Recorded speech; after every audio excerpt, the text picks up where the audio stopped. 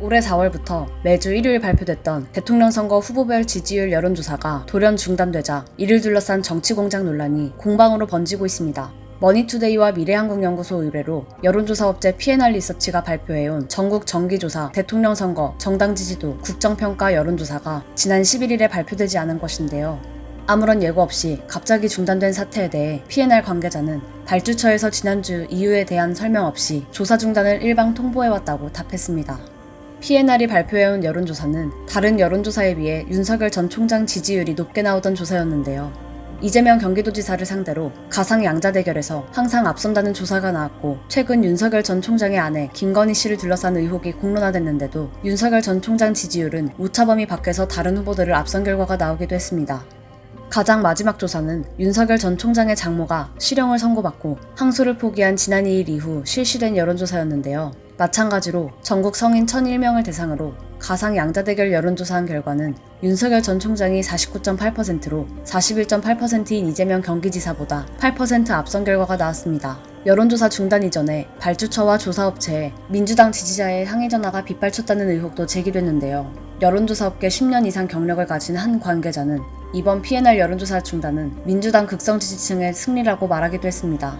해당 보도와 관련해 윤석열 전 총장 측은 지난 13일 입장문을 내며 중앙선거관리위원회에 진상규명을 촉구했습니다.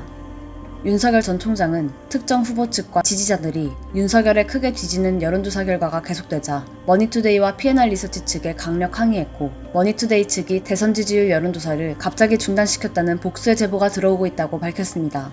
이어 자신들이 원하는 결과가 나오지 않는다고 수개월간 정기적으로 진행되어온 여론조사를 백주대낮에 정치적 압력을 가해 중단시킨 것은 공정경쟁의 룰 자체를 파괴하는 것이라며 국민 여론을 왜곡하고 민주주의 근간을 해치는 중대한 일이라고 지적했습니다.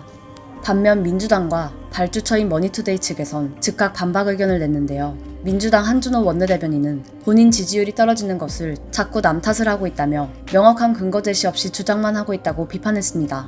머니투데이도 입장문을 통해 여론조사 시행 및 중단 과정에서 어떠한 외부 압력이나 개입이 없었음을 확실히 하고자 한다며 치열해지는 대선 경선 국면에서 여론조사 중요성을 고려해 미디어 책임감을 높이는 차원에서 공동조사가 아닌 단독조사를 진행하기로 결정했다고 밝혔습니다.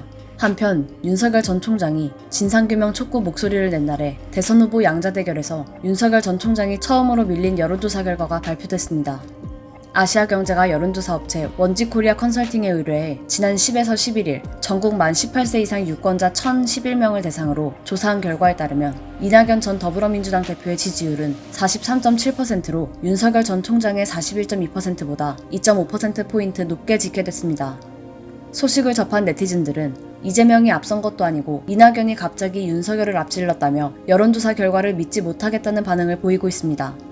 여론조사 관련 공방이 계속되는 가운데 14일엔 쿠키뉴스 의뢰의 한길리서치의 차기 대선 가상양자 대결에서 이재명 경기지사가 43.9%로 1위를, 윤석열 전 총장은 36% 지지율로 2위를 기록한 결과가 발표됐습니다. 일요서울TV 신수정입니다.